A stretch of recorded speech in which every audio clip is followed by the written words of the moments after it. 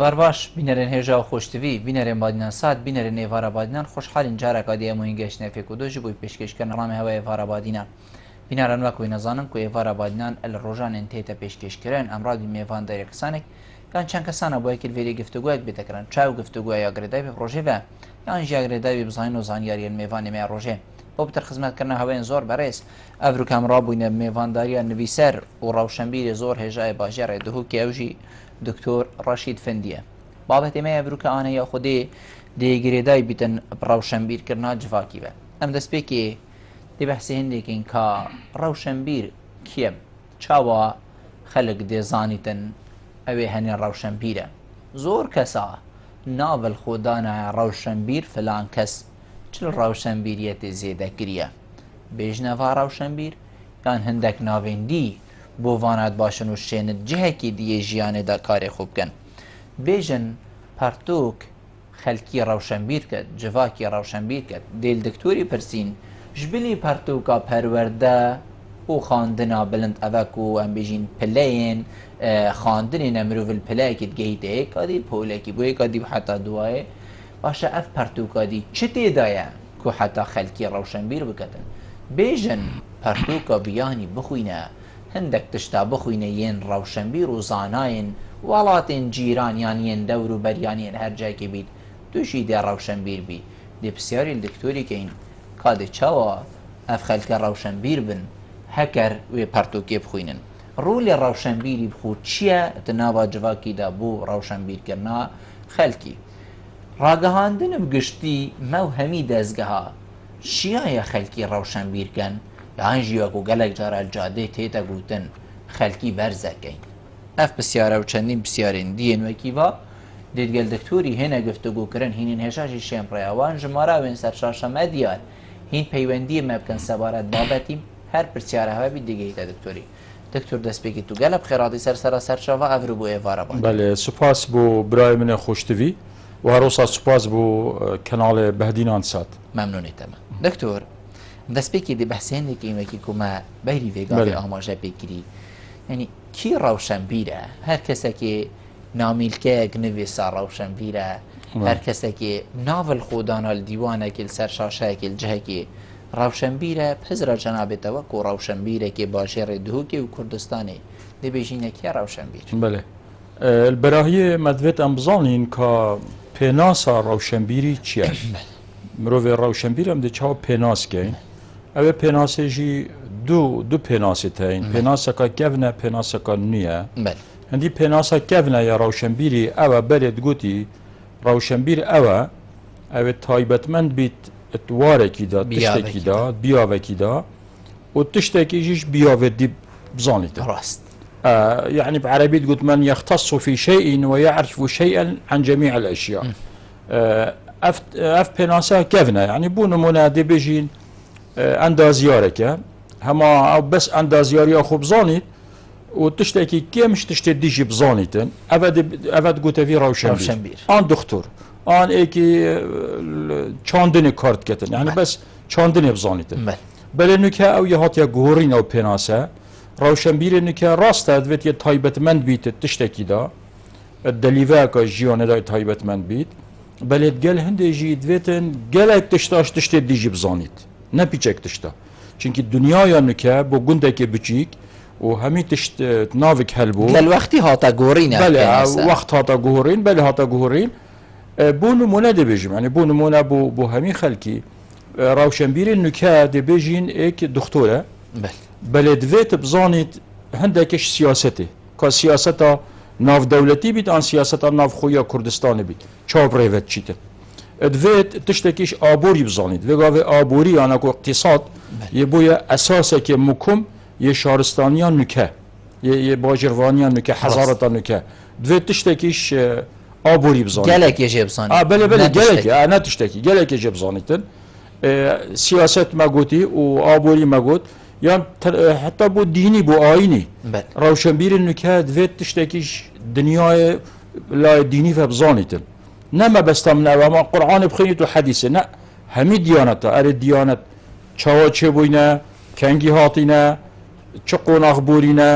كرول الديني تشيت جواكي دا دويت تشتكي باش جواجي بزانيتن بجاج برهندي أريكي روشنبيري نكا يدقات وسيقات وشارقات بوي دويت روشنبيري نكا جالك شارزابيت جالك زانابيت ات همي دليفت جياني دا همي وارد جياني دا زور باش بله روشنبیری نوکا ما گوتی روشنبیری بری او بکود بیاوه که دا گلک بزانید بیاوندیش ده هر ایکی هندکی لبزانید و جیانا خوب بده ام بشی سری ویگاوه جدا بوا بیاوه خدا زور بزانید بیاوندیش دا ویتن نپیچه که وانا زور لبزانید روشنبیری شیایه خلوی کولوژان که بری بین تدره بکود بیاوه خدا گلک بزانی و بیاوندیش دا پیچ لبزانی شیایت بیاوندیش دا زور لبزانی اگر هم بحث روشنبیری کرد گین بله کرد چون ما بحثی کرد و جواکی کرد از همی يعني بدلنیایی و از بیجم نخیر روشنبیری کرد حتی نکه نشیای خوشوی کولوژان که بینت داره و هجمارا روشنبیرت اول دیف پیناسا جیهانی او مگودی هجمارا وان ده گلکا کم بیت کردستانه چونکی روشنبیرت ما گلک شوان تشت دی نزانن تو بسیارا ایکی بکی مثلا ایکی گلک تایبت منده اخصائیه تو هنده بسیارت سیاسیان آبوری جب که نزانیتن یان لای دینی نزانید که دینه چاوا چوبوینه و چاوا هاتینه و چاوا چوینه سیاست نزانیتن بجاش برهنده دیو دیت نامن روشنبیرت مایت کردستان که تکا که مایتین اوید او سال و قدان او وصف سروان براكتيك ببيتن هكا روشنبير شود بن بال حزبي وهر حزبك هبيتن يعني قال صحبتي دي اف بسيارين بلا شود بن بال حزبك وهر حزبك هبيتن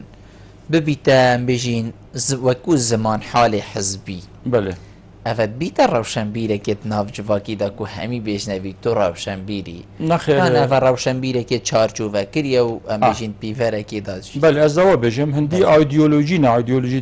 يت هر حزبك بله وقت كان كو اندام تو حزبي يعني لا ينجر تو حزبي شر نمايه تو حزبي درنا كيفيت هكر دركات دلوي حزبي جيمينيتن واگر ندر كات جي طبعا او تشجي نظاميتن وجاج برهنده مروفي روشنبير وقتت ناف بارتا كده بيت ناف حزبه كده بيت دويت او وبكت او اراستا اندام ديجت حزبي بجهوريتن بله و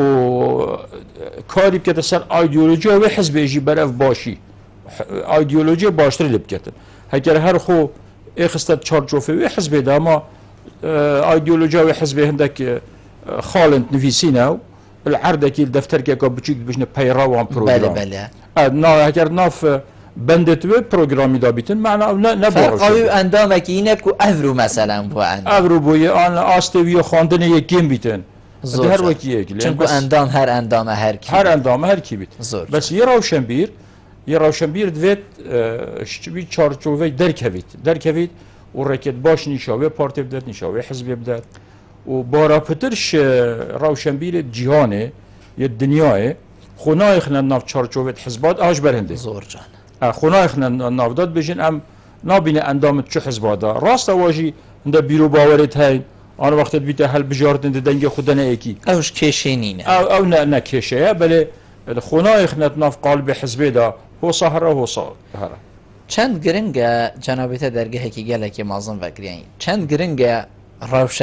روشنبیر جواکی همیه بیت ند بن بار حزبه کی بیت هزره که جدای وقتی از شما پش میزهنه من دنگ خودا و بیت کس نزانی جی کام دنگ او اشتک ابدلی من وکری دا چنکو بیت روجك بیت ند بیت و صادش و صايا ولات روشنبیر ولاتی آوات کد جاوی خلکی ود کده و بیشتر خلکی ریکا راست اویا افریقا دیا تگرتیانو بیوان یا خلدن چند گرنگ روشنبیر اتویدا بیت اواکو جنابیتت بی زوربه یا روشنبیر خو اش ام بیشین لانی حزبی دیر تیخی بله خو دیر تیخن دانه کفنت بین چارچوبی حزبی دا و دا هزراویه آزاد بیتن هزر گلکا گرنگ بومروی مروفي روشنبير يه هزرمند هزرا خود شاشيت ملت خودات كت شاشيت ولات خودات كت دويتن بو هزري بجهوريت واتشت يت شاشيت خلت بجا اگر چارچوبه حزبي دا بو حزباوي رينادت واتشت كت زور جن بيتن قالك شواكي ما وهرجاكي بيتن بين طنبن يعني زي سر صابت خو رابطه و ام بيجين بيناوي طنب بيتو تشتكي بقت حتى ديما او جيلي پشيمان ببيت بيجن فيت روشنبير بحر بيت بله او روشنبير گلکش بیاوه خوب زانید و گلکش بیاوه دیشی زانید دی چوا بحر بید آخر بیتن همه او بخو قرصاتی که سرمیش کیوی چیکن یعنی او شولینوی باشه که جواک جی کفت سر دی چوا او بحر بید که تحمل همیاب کد و ریکا راز جی نشام همیاب کد بله نخیر نشد بحر بیتن دویتن او بخو خو آزاد کد هزرا خو آزاد کد شو چارچوبه در کوید وش بن چارچوبه حزب در کوید هزرا خود تنده تشتید شاشیت ملتی داب کرد شاشی نه بس شاشیت سیاسی نه شاشیت جواکی جیت هین یعنی بو نمونه دی بیجم بله همی دولت دورو برا کردستانه ایران از چویمه ترکی سوریت وقت خدا بری به قرقشا بشار اسدی اوروپا تو دی سحک سیستم هاتنو چونه مروره هند ریکو پیکه هند مزبیط الفاولاتا او خيچت دربازبونا مروفا الا دلوقتي خيچا دربازبن وطرمبيل هكا جلوب سوريا هالبيت مستحيله بتشيتن ان ايكي بينت السرخيچا عبور طرمبيل دي راوسيت هكا نراوسيت جزابيت همي دولة روشهلاتا نافراز جازي يعني الدبي النظام وكي اوروبا تركي سوريا بري بشار اسدي ايراني بوچي ام دبين السيكا دهوكي جادا سركي اول مازن مرکز پلیس هم عادت دنن و جاده نه سیارت زانیده چوا چید نه مروف زانیده چوا در باز چند پری چیکرین یعنی حقیقت پری چیکرین خلق سروی پری کویتو بچید او تشتکی جدا درجه تو نشی و حدا دیم طورم بیلی دای کشتی و پرال سروی سر نکرد یعنی حقیقت اونده خالن دل مروفی پیسوجت خوزی ناف مدانه بود بله جو هاوجی روشنبیری انت دو چه در دکتوره که ما من احترامه های بوان من رئیس گرتنا های چل نساخ ترونشتينت اودا سكرتيري و تو دچ دكتوره كي لاوروبا هي هجماره كان نساخ هيش 50 حتى 50 حتى 80 زيادتر ناور جريت ده هيك نيف ساعه من تبه مسوجره دي فايده جبينيت حوال سر هيلنا دي ورجرين بيت كان كرم عندي ما مصطفى سلام يورجرين سلام بالاي انا مصطفى سلام آمديه بله مصطفى كرم كان وبخير هدنا سيدي بريسكين ممنون تما كان ده بحث روشنبي لو كان روشنبي هل او ابي كشهد دكتوراه هيو اون ماجستير هيو شهادتك هي مختصر كانت تستودي روشنبي يونجي تقلق بيغضو يعني معلومات هبناويك يدويجي روشنبي لما شيت حركه كي بكتن حكت بن زحطو حزب وانا بيتن حزب تاثيرت كان قلنا ابدو يوسيجي على روشنبيل مشينا خو كان وقت نقابات مجموعة من خرب بناسيك برنامج كبوش بنا حكمتي دخل كاك استفادة لبين هون جامي تخاون بالبطانية وما هيك بخو ما تقول كذا والرسالة خدنا بنقول يقول لك كنت كانوا بعشمين يقول كانوا ومن لا تقول كانوا بين زنجي ودا كابتن واسبوع ممنون تما زور سپاس كاك عبد الله فارباش كاك عبد الله فارباش سرچاو کاک عبدالله کرم که کرم که سری من ممنونی تمام زور سپاس البته روشنبیر جواکی روشنبیر بگاهیانه بله من دو تا بهانه کرم که تبارت روشنبیریت الدفر بادینان بود چه رابطه جلایی که معنی اونو نزدیک من یک ساعت الدفر بادینان هنیه بله بسیار تویزی ارتش سر دوی تو بابا زاری که خوی از گیر بهتن هم سر دوی تو بابا کدوم زاری که جیه زاری که میدا آسی روشنبیری برای کیان سری دیگه های جانه کن یا روشنبیری ممنونیتم زور سپاس مامسا سلامت بیشیتن بسیارین مبود هکر یکی باورنامه هبیتن نوش دارید دانای و اندازیار آوا کرنه و اندازیار چاندنه و هر بیاوه که دا باورنامه و زورا بلنده فرم بیجنوی تو روشنبیری وکی آن جواکی مد بیتن هکر کسی که باورنامه که او صاحبیتن روشنبیری وی دانن یاسین اول روشنبیرن اوید وی بیاوی دا تنی بیاوه خودا شارزا زور شارزا و همین ریز و احترام جی بوی هن برسوامن بوی برادری اوه نخیر باورنامه مرجنینه بو روشنبیریه یه دکترا هبید یه ماجستر هبید اوی باورنامه خویاور گرتید بواره بیاوه خدا بله مرجنینه یه روشنبیر بید ابتشتدی گلک مروف من یدیتین متکلیوا کری چه بیتن باورنامه ناونجی هبید یا متوسطه هبید یا آماده هبید یا اعدادیه بس گلک روشنبیرن بس زانید بخوینید و بنویسید. بله وقتی کل دفرینیا خاله گلک روشنبیر و شارزانه زور باشه. همان تمدد بسیار دیجید که بیشتر روشنبیر هکر البن فشار حزبی نبن شین چبکن و همان دم دار روشنبیر این کردستان وین دهو کشی بو چینش یاینه وکو پروژه که چاکسازیه چم کوهین روشنبیرن جاوید و فکرینه خالا لوازی هین چه ترد بینن خلقه که دیه آساییه وکی مکو هنتشتی نزانید یان روشنبیر نبید هوا پروژه که چاکسازیه دای حکومتی کل سروان پروژه بشید ام دی بدست بگی بحثین دکین هکر روشنبیر حزبی نبید شید چه بکت؟ بله هکر روشنبیر نگو خودتا يعني الديف بندت نظام داخلية يا خويا حزبي نچيد بلا ميلاوي بو حزبك بيت چنينه يعني دنگي خوب دتا حزبك بل هما خويا خستت چارچوبه حزباتيا برطنگ دا او نشد چو برهمي بينيتن برهمينان پند نايتن خلق ما كردستان هميا هر کی ميلا حزبك هي چونكي چندين حزبت سلكي و يت كيم ترجي الكردستان هي بل او همي ده کنگی روشنبیر بن هکیا خوش چارچوبه حزب خود داری خست و نگو خدا فقرت و بندت و فلان ماده هود بشته فلان هود بشته زور جان هین وکو روشنبیر بگشتیل حریم کردستانی تدیتیها لوینه کبیتن هست کرن بر پرسیارتی هبیت کو پروژه که چاکسازی بدن حکمتی کو حکمت سرفا خالا کار بکتن بله ما تراهند روشنبیر یتهین الدهو که جی و الهولیر جی و السلیمانی جی بله بسیار اوه دکی گوه خودته دکی پیشنیارتوان جه اینیتن گلک شوان جاری هماش خود ترسن تشتکی او صاب کن دنانما بلکی بیتا برین هر شناف حزبتوان عن دروی حزبتوان و جبلی هنده جی هکر امزان ده گوه خودنه چندین پروژه امچین پیشکش بکین و کاری مروی روشنبیره ما مروی روشنبیر چیه روناهیه که روناهیه بو رکا ملت خو روند کد خوشت کد و روند کد داو ملت پریوب چی کن زور جانه کاک عبدالله بحثی آست روشنبیریتید کت الدفر آبادینان بیشتن خلکی دفر آبادینان بو چوناویه بیشتن اسنا بیدم هند روشنبیر بن وکی غیر دفر چه ناف نه اینم بس اود بینید که روشنبیریت الدفر آبادینان نگهشتیاوی پلا بیت وی راسته اجید گلوی ما اوانجی اگرت خویت ها این ایک شوان دهو که پارزگه هکا نیه بره قضایی که بو سرک میسل و بو روشنبیری ها میسلیا یا عربا یا سرما زال بو اف جیل پشتی هنگی ها پیچه که بزاوت کرد یعنی بیرامدت وقتی دهو که هما کسی کردی ند زانی نویسین آخفتن کردی دا آخفتن بله نویسین ها کردی ند زانی کتاب کیمت خواندن جبر هنده آست پارزگه دیوکی هولیر و سلیمانیه یشمبورین بو چونکه او شمجد بوینه پارزگه سلیمانیه گلک شمجه یا بویا پارزگه هولیر جیل سال 1921 یا بویا پارزگه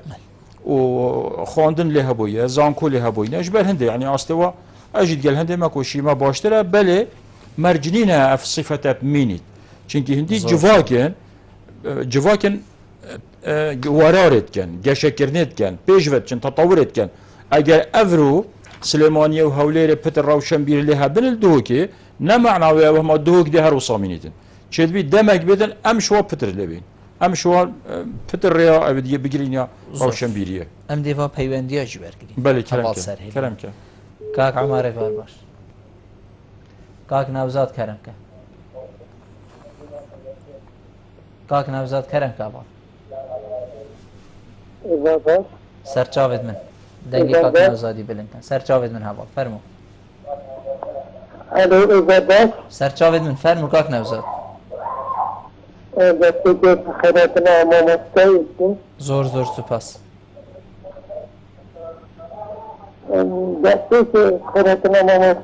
سرچاوید من کرم که کاک نوزاد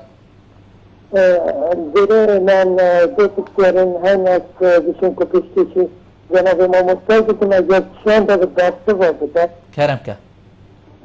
پسیارم نیایی که اصلا خود بینن راشنبیر نکو راشنبیرن او خود بینن راشنبیر که نفت که دا خودیاری که نام راشنبیرن گلک زارا و کاری که زارا و بیانی مثلا من ابزارابی بیانی کاری که من کردیه پتی ناخدم اگر چند براشن بیدی گرنگ کردیه پتی باخدم بله او ایک یادنیه که محاضر دیسان ما که دیار ما مستانویسر از من زیاد نویسریه جیتن اره هر کس رابی چه بگم نویسه اره هر کسی که به خدا پرتکه یا پرتکه چی که از پرتکه های حوزان ها بید یا کجاتی رو کرومان ها بید اره اره های جیتن نویسه چونکه کتوری آخر که نه کتوری نجاسه هستیه نویسه نویسه همی پرتکه های مثلا نویسه اره های جیتن نویسه ممنونی تمه کاک نوزاد ما پیوندی های هوا زور باش کاک عبدالله هر بحثی رول دیکوباب باد کرد دیکوباب چند خالقا سرکینه کو عیال و زاروکت و روشنبیر ببن و بیتن دیکوباب هبر نخوانده فاشی بله بله بس کرد و سحکه بیجین زاروکن زور روشنبیر پرورده کرینه یعنی زاروکن ما وقت تو سحکه و دفرین خوره تو دی بیجی اکید هوا زاروکن هنده کسانه روشنبیریت نوا و ماله دا الکوپیت کایا بله دیکو بابا چه رول هیات روشنبیر کرنا جواکی دو چنکو او زاروکات بیتا جواک بگشتی بله رول دی بابا روله که سرکیه بله اگر قطابی یا قطابی چنا خواندن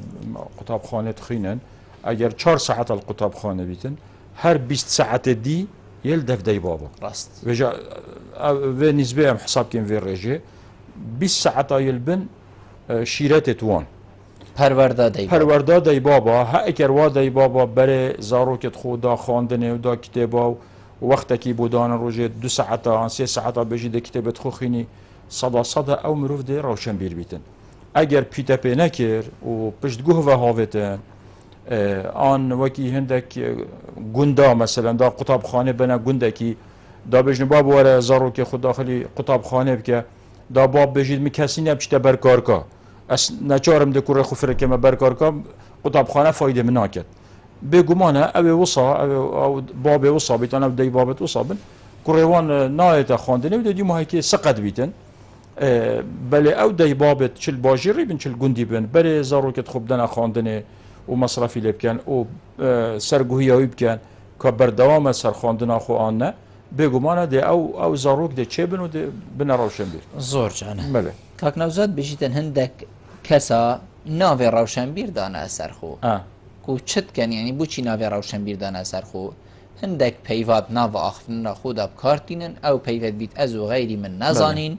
لو ما خوبوا پیوا برو کم مازن بینن خو کری روشن بیر اجید بجم گلک کس هنه افرو که هندک پیوا اب کارتینن بید جواک هیچ تی نگهید وقتی تو دیجی کسک نزانید کاتا چه بود هکر تا تشتک بود و کسی نزانی او تناوی روشنبیری دانه اثر خود تو روشنبیری وی حالتی بله نخیر السمینار جی گلک جا ام حالتا بله بینی هندک جحیل رابون یل زانکویه یل انگلیزیت خینن آنی از مانه که دید خینن ده رابی ده هنده پیوت بیانیت انگلیزی و اوصاد بکاری نیتن یا انجید نفسینیت خدا ده بکاری نیتن هنده مروفتین اما بس دا بجین که اوه هنده زاراوت بیانیت زانیتن اوه روشن بیره او بخو مرجنین اوه اوصا روشن بیر بیتن روشن بیرید وید برهم هبیتن برهم یعنی خلک مفاکی جیب بینیتن دمت آخویتن یعنی دمت تشتکید نویسید دوید مفاک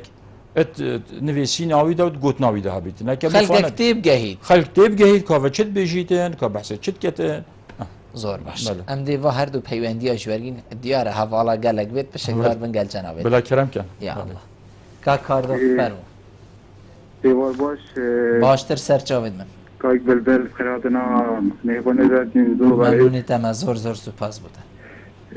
دسته که دسته مروف فرون کرنه کازده سرچادم جنینه یا ایکی سیدات بجم دسته که قطاب خانه خلطی یا مازن اوه ما مستاید ماید مدرس ما مستاید مازن اگر سال نوتا بین ما مستاید وکی بجم زمینه که دفعون پیدا بید دیدن که چه عدی درسانی شد دیدن هر مدرسه متوسطه و هر اعدادیات نشادون بالعکس لازمه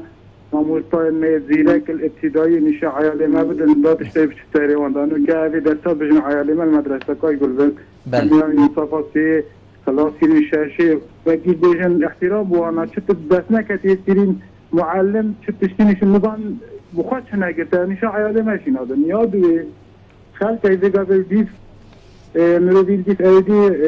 مقارنه کن دیف مال دنیای باور که قبل هکر من گلی پاره هفت چه جایی نشت نظام باخرون کلمه که دو برادره عالم گل ریزی بجا روشن بیده دشکتی برای اوه خانه بيجي كنا بيجي بلا شيء ده عادي بده يعني صدق شهادة جهة مكان احتراف المروجين هاي بيجي مال ده سيدا بيبوا قانيا سركين أبو عيالي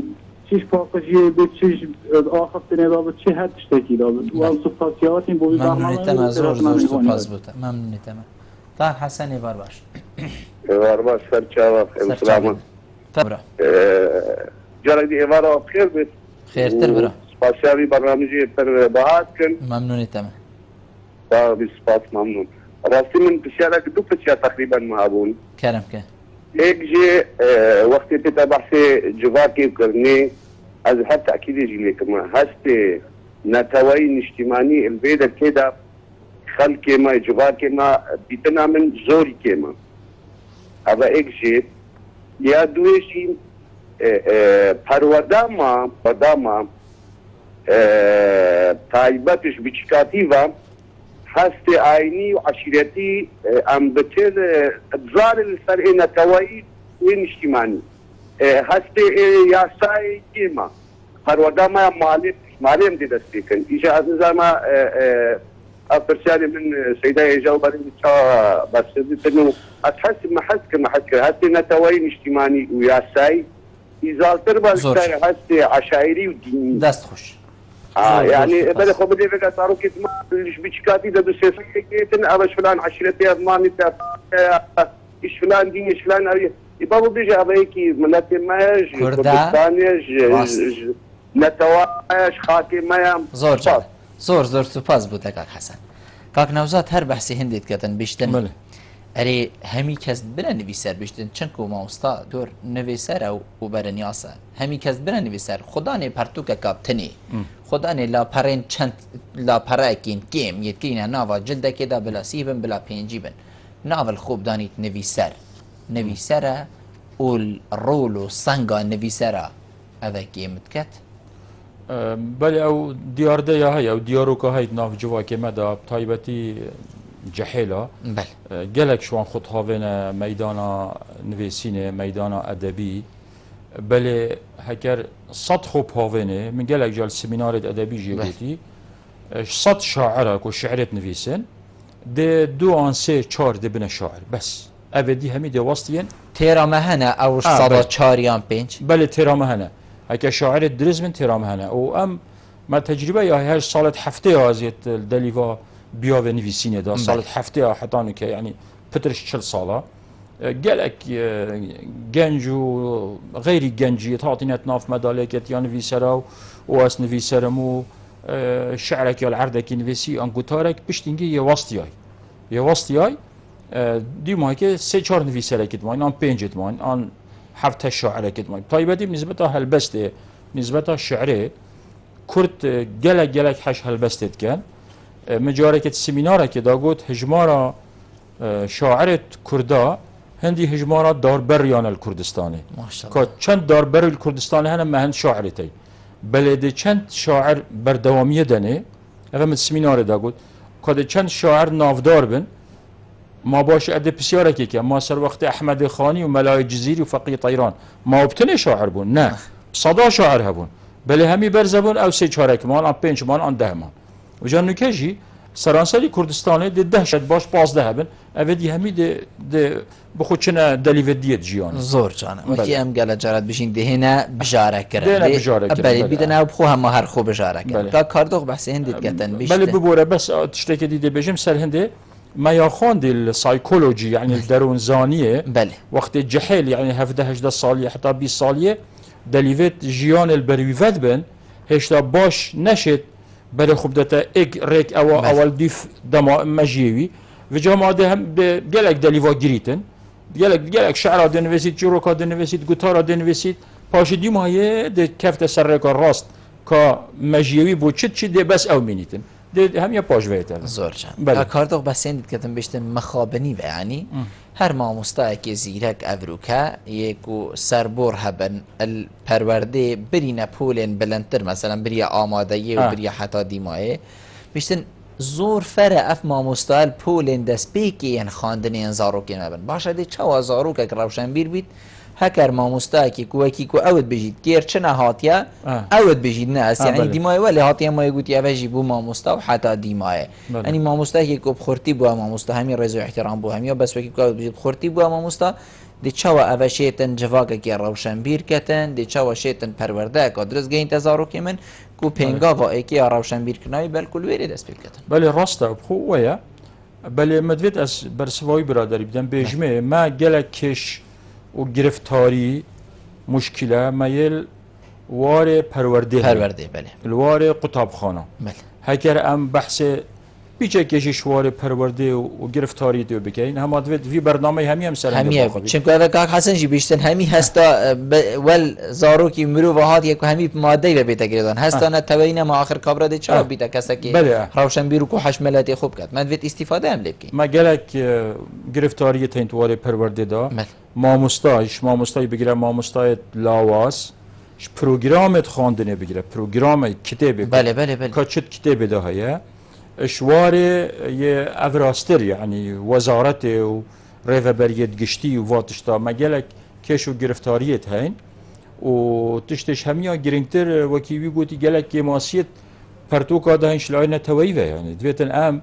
اوی لای زال کین کو ام هستانه توی نه عشیرت گری نه عشیرتی بله کو ام همین ملت کین و بلا وان شورشت کردستان بخینن آنها گرفتاریت بسر کرده هاتین شینا هنده کو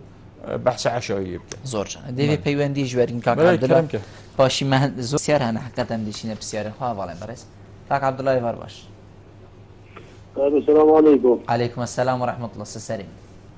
شلون سرچاوی مامۆستا سەری من خێرات بە سەیدایت کەم زۆر سوپاس سوالێکە بێ سەیدای کەرم کە سەیدا سەیدات خێرات کەم و سوپاسیەکەت بەبابەت زۆر داخوازم خودت بکەین و هەموو ملەتەمە ڕەوشەنبیر ببیدەن سوالە من ئەvەیە ئەرێ باشە ڕەوشەنبیریە گرێدایە خواندنێ بتنێدا آن مروفێ نەخواندەوانژی ڕەوشەنبیر هەیە بەلکەی کێتر ڕەوشەنبیرترە لێ خواندەوە هەندێک هەر ئەvە بیسوالە من سوپاسی هەوت کەم زۆر سوپاس مامۆستا بە پەیوەندیەکە هەواڵە زۆر سوپاس مامۆستا عەبدوڵڵا بەحسێن دیتکەتن ینی کەسێک بیتن هەبیت چش خواندنی نەزان ئەم بێژین البەر وەکی کو ئەم گەلە جارەت بژین دوو بزنێن خۆبی جوتیار بیتن هەمی ڕێز و احترام بۆ هەمی برادەرە وەکی کو جەنابەتە گوتی دڵدەفرینی خارێ کەسێکی ڕەوشەنبیر و تێگەهشتی و تو ئەوێ هزری بۆ ناگەی کەسێکی دیت بیاوێکێدا باوەڕ نامەکە زۆر مازن هەیە بەس وەختی تو دگەر ڕوونی خارێت و دەبیژی هەمە بەس ئەvە بیاوێ خۆدا ئێسینەکە بیاوەیدا نەیە ڕەوشەنبیرە کەسانێن هۆسا هەنە و بۆچی ئەvە بیتن ناو جڤاکین وەکیێت جڤاکێت مەژیدات مشەنە ینی خەلکێک بەحەز لێت کرد بشتن فلان کەس ئەلیف بێتکێکی نەزانیت بۆ ڕەوشەنبیرە و هەڕە دەفت و ژێ تێر نابی کەسانێن هۆسا هەنە بەێ گەلێکت هەین ئەس گەلێکی ناو جوواکی کوردی گەڕیایم گەلێک گوندازێ گەڕیایم من هەندێکێت و سایدیتین ناخواندوانە ینی ئومی خواندنی نویسین نزانن بەس هەند شارەزانە هەند ڕەوشەنبیرن هەند تێگەشتینە تو دەبێژی ئەوی سێ شەهادەت دکتۆرایەتن زیرەکن یان ژی نما دەستپێکێکی بەحث کرد یان دەیەکی بینی ئاستێ خواندناویە نزمە ینی باوەڕنامە ابتیداییە هەیە یان یا ناڤنجیە هەی بەلێ گەلێک دەرچۆیە کولیجێ ڕەوشەنبیرترە شارەزاترە جاوە جواکی هەمی جۆرێت مرۆڤایت تێدا ئەفەت بی جواکی مەژی دا ئەفرێژیان بێژین تێدا هەبی منت دیتین ئەم دی دیماهەیەک پەیوەندی وەرگری مامۆستا بەڵێ کەرەمکە ئەلوێ وار باش کاک وعەبدوڵڵا السلام علیکم عەلەیکم السلام ورحمة الله وبركاته پشکی خێراتنامەی وای دەکەم زۆر سوپاس مامۆستا دەسۆشی درەخت کەم و بابەتێکی ڕاستی زۆر گرنگە تاف بابەتە هەلبژارتیە زۆر سوپاس ڕاستی وەک دیفشینا من ئەکێ مامۆستا نەخۆشیە سەرەکی و ملەتێمە هەمیە هەر ئەvەیە هەر ڕەوشەنبیرکردنا جڤاکی ڕاستی فەزبینم کو ئەم هەمی پێدیەش شتەری بگیرە حتا بنی کە ئەگەر ڕەوشەنبیرت مێ درستی هەبن ئەگەر مامۆستایە و ئەگەر برتسن همي راسي في الكلاب كو روشنبية جماهيري بكين كو جل جرى بيجن سين بيش كيف كون ديك سور دو مدولة خدونا بس بيش كيفتنا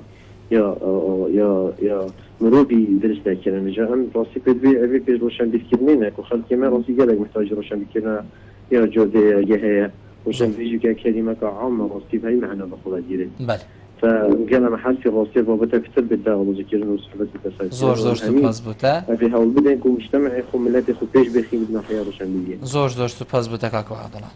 ارجع همی کس برولي روشنبيري رابن كو جواك بيت روشنبير كرن يانجي اما سر ملين هوا روشنبير بتني ارجع هين دي في كاريكن هوا ناول خودانا يان جواكي ناول هوا دانا روشنبير يانجي بيتن ام همي بيك و خو روشنبير كين و جواكي جي روشنبير. بله برسوام بوفيتش هندي او دستك اوي ام بجنا خو روشنبير. بله. او دستك دبيت الريني شادر. بله. انا بجم دبيت قائد يان سر كردن لا دبيت الريني شادر ملت خو چونكي مروفي روشنبير هزراوي بري هزرا ملتي ويا يعني البري ملت خو تشيت دويت او ريكي نشابدتن اولي او ريكي نشابدت بس بشتي وي ملت همي دويت روشنبير ببيتن عندك تشتت جلك جرينجتين دويت ملت همي رابط هكا ازوتو هروكي مغوتي عمل الخيچه هاتنو چون ام درباز بيم درستي وملت ما هميه ديف مانج ام براكتيك نكر ما بو چه ذاتن ام دوره خرابين و پاشي ملت جي ده گو خودتان گوه داری بکد زور باشه چه ریگره کو نهیلیتن هینین روشنبیر جواکی روشنبیر کن اری ریگرک بربستک البرسینگی هوا هیک و هین نشین وی پینگا وی پاوشن بله ریگری گلک جورایا گلک شکلایا ریگری چید بیتن هر وکی دست بی که ما گوتی او حزب نهیلن خلقی وان شناف در کویت و روشنبیری بکن ریگری کادیو های خلقی که نه حزبی نشت روشنبیری بکد جبروانه بیت حزبی ما دویت هزرت هوا بخوینین جواکی دویتن شارزاب بیتن او شارزایات هی از دی چاوا وکی تا شارزابم هکر استل سر پرتوکه که نخوینم بله دویتن پرتوکت ما بخوینن دویت بسیارش ما بکن دویت دیدار توصایت تلفزیونی بینه کرن او همی نشرت حکمت ریبدت اما دزگه دیجتین ریبدن اما دزگه دی وکی تلفزیون وکی کنال تلفزیونی ام توار روشنبیری دا ملت خو روشنبیر کین ریکت باش نشاب داین او ارکجی سر ملت ما و سر ملت راگی هاندنیجی ام دهین سر بیاوه پرتوکی و خانتناوی گلکش حوالو برادر و گرک جاراتی تا گوتن دی بیشتن زور فره تو پرتوکین بیانی بخوینی پرتوکین نت سیستم خواندناتی ام بیشین خواندنگه یان زانکو یان حتی دیمای دوا پرتوکا بخوینی چونکو هر ایک افجوا پرتوکا مروفه کی دانه و بلکو چند مروفه دانه بیتن ورگرتن هزرین چند مروفه دی مروفی روشنبیر کتن چند گرنگه ام و هزرا بخوین اوید کو دارتی نسر پرتوکا پرتوکین دیجی بخوینین نبتنی سیستم خواندنی بیتن بله سیستم خواندن او بو کاری که لایکی باورنامه دی پیورگی باورنامه دی پیورگی پلاکه اون بس پرتوکت در وی پروگرامت خواندنی گلکت گرینگن همی وارد امروز بخینید چونکی ماشاءالله پرتو گلکت زورن همی وارد جیان دا بدویه پرتوکا بخینین امدویت الوری خاله که جی بیجم هندک خلق نکت بجید همه عمل سر انترنت و نزال کیری انوات شتات خیلی زور گرنگه تکنولوژیانی بو مروی نقل کرد بس چشوان ناگهنه آست پرتوکه اگر چیه؟ اگر او پرتوکه ناف دست مروی دا و شلای درونی و مروف هزرت کرد اف زانسته ی دسته دا و هر وقت که مویاده باش خینم ده کم خینم ده زیده خینم و ده هزرا خود دا کم تکنولوژیا پیچه که اف تشتای لاواز کریل دف مروی مسئله که درونیه پرتوک نکشید بیجم گلک گرینگه هر یکش ملت ما دیف آسته خو یا خواندن بزانیتن بلا بخینیتن ایکی هی حش فولکلوریت کت کتابت فولکلوری و استرانم چیروکت هجی بازارینه ایکی هی حش کتابت یت عسکریت کت یت لشکری کتابت لشکریتن ایکی هی کتابت سیاسی حشت کت آوسا ده ایلا خواندنا پرتوکی و لایدی بسیارا جنابته کو پرتوکت بیانی اموار گرینده پی روشنبیر بین چون گود بیجن یعنی پرتوکین بیانی بخوینه دی روشنبیری که بیانی ورگری بوده مفایا او جي رأيك لاوازه بله هزرك لاوازه بوچی چونکی او پرتوکل در و هاتین انویسین الاوروپا الامریکا گلک شوان گل جواکی ما ناگونجن و پروبلیمت یعنی گرفتاریت جواکی ما چارەسەر ناکەن چونکی هەر پەرتوکێک بێتە دانان دەوێت کاری سەروی جواکی بکات ئەو گرفتاری ئەوروپا و ئەمریکا هەین جواکێت وان ئەو گرفتاری مەلڤێرێ نینن ئەوێت من وان نینن دەبێژە دەوێتن ڕەوشەنبیر دەربڕینش جواکی خوب بکەتن و شواژی بخینیتن ئەس وەک نڤێسەر ئەس بێ مەسەلێت زانم gelek گەنجێتمە ئان هەواڵێتمە دچن فلان نظریه ادبی فلان تیوریا ادبی الاوروپا درکتی دادای و سریالی نوزاچه هیامه که مانپه و چند ساله که پاشی پاشگز بونه و زفرینه و بوچی چونکه او فرگهت ادبی او الاوروپا هین نوکی ویره او بو خو جواکی خوی چی بو جواکی خوی نویسی هم میتشتوان جدایه اوان جاره کشکا سیاسی نینه کشکا سیاسی نینه نه الاوروپا نه الامریکای هل بجارتن هر 4 ساله 5 ساله جاره که دچبن مروف بكيف خويا كنت دنگ دتكي ام هميت بيني نجي و سروك و كوماري هم هذه هديك اش رابط شخاني خو در كيف مال اخر انت خاري شخاني حكمته در كيف مال اخو نويسينك مجارك خان سروك نمسا وقت بو سروك نمساس يعني سروك كوماري هر ما شقا خوفه قلت انا ما خاني حكمته هم هذا شقا خوفه مو شقا كبو گوته بوچی روزنامه نویسه گوته بوچی گونه ده هر زفر مفری ده هر زفر مشقاق اما هاوجونا که از بو 4 ساله چه مبره و جا اجبر هنده ام دراسات و کلینات سر جواکی خوب کن در برینش کشت جواکی خوب کن چونکی مشکلات ما و اروپا و امریکا نمکیه کن جواکی گلکت خوینیتن دی بیجن هندک جواکی هی ام بیجین احصائیات ده هاتیه کرن و دیفچونا هاتیه کرن تاکی وی جواکی ساله 4 پرتوگات خوینید اول جواکیت روشنبیرن جواکی دیه هی ساله بلکو 7 پرتوگات خوینید یه هی کمتر و یه هی زیادتر و حتی دیمای هکر ما جواکی ما همیا مبید ام روشنبیر ببین هر ایکت بیاوی خدا وکی جنابی تگوتی فرا ام چند پرتوگا بخوید بله اول آمارت این سر بله احصائیات هی ولات عربی همیه حتی نو که امجی سر ولات عربی بینه ولات عراقی خواندناوان گلک یا که مثالی از بجن پرتوک اکید گهته وکی هکل بیرام ما بیتن یعنی آمارت ولادت عربی هر مروفه که وانی روشنبیر آنی خواندوانه سالی ایک برد کفید ایک کتاب الدولت که وکی اسرائیل احتمال سالی 20 کتابات خوینیدن هر ایکی وان یت اوروپا احتمال 15 20 30 هات خوینن و جات سالی که دا 12 هیوادا همه چنه بید ام 12 پرتوک بخوینن یعنی هیوه ایک مخابلت بجن بارا پترش ملت ما هشتای نخواندوانه یا خواندن نزانید و روشنبیرت مجی کانه هیوه باورناکم کتابه که بخوینه زور باش ام دی وی تواری مایی سحکینه راگهاندنه بله راگهاندن وکی مکنالو دزگاه راگهاندنه بگشتی همی شین جواکی روشنبیر کن شین خود جواکی دا بینن و هکا شیا بنجی تشتکگیریه یان جوکی مال دست بیکی گوتی او ریکا خلکی زانی جی لی برزه کریه دو فزرامه نس پمی صراحت بجم راگهاندنا ما حتی نکه نل آستکی باشه نل آست روشنبیر کرنا ملتی مایه او پنگاو دست بیکنه چه ترش بره مثلا بری سالت نوتوی که همه چو اتشم بجم راگهاندنا کردی نبو انگلک لاواز بو پشتی نوتوی که چتر چه بو نکه باشتره یعنی پنگاوت باشن بله گلک کنالت ما راگهاندنه روزنامت ما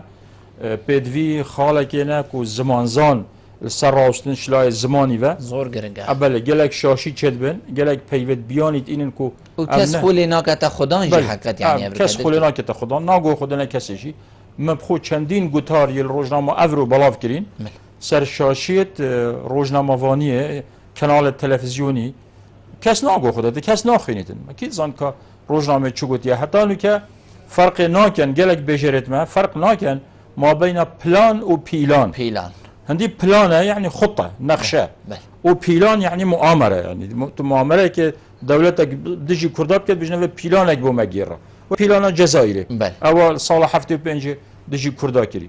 گلک جارا ده بجرت ما بجن وزارت پرورده پیلانکا باشه دانه پیلانکا باشه دانه بو دامزراندنا ما مستایا يعني معامله كاتيري كاد تشاو ما مستعد دامزرين او خو دويت بيجي بلان بلان يعني خطه نقشه كده نقشه كده ريك بيجي ما نمونه كسر هندي حتى انه كان نظام معنا ناف دولتي ونيف دولتي ونيف دولتي او بخو كردي دويت بيجن فلان تشتري ناف دولتي يعني دولي يعني عالمي يا نيف دولتي كردت باكورجي كردت روجافاجي إيمالي بوشيت كان بو حرف أوجه درسته هكا بجن هذا كيشكا نيف دولتية يعني مشكلة عالمية أوصى بيجرت مات بجن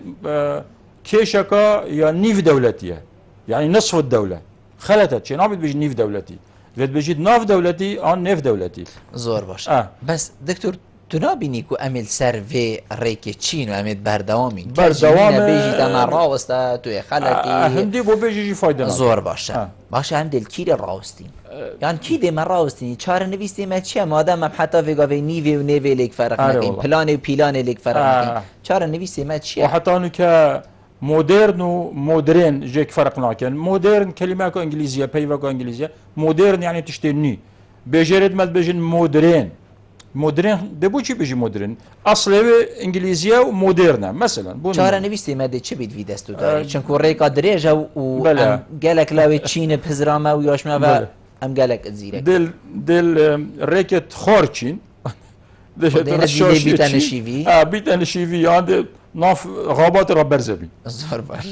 يريد كم همي برادرشين ما فايجي ورد حقيقه چونكو هذا المهميات قريب بله جواكي روشنبیر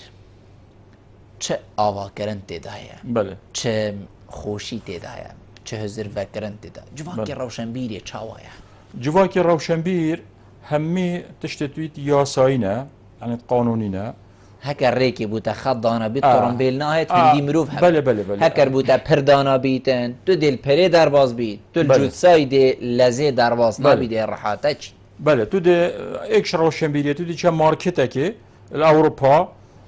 همي خلق البشتي كريز بوي بلا بيست مروف بن سيهبن إلا بريزن كاز بالي كاز روناكت الفيري هر بيست دي چنا دفو پنجركي او تشتاد فروشي دي ساري خوب كد دي ساري خوب كد و دي إشاراتي كي كده بلكي حوالي كي يبيت المروفة كي يبيت بري خلقي بداتي دي الهاجود ناطرون بيلي دي برا خدايا هرك دي برتر واكت دابوريتن أفا همي نا روشنبيرية همي ورافت جريتن سيستم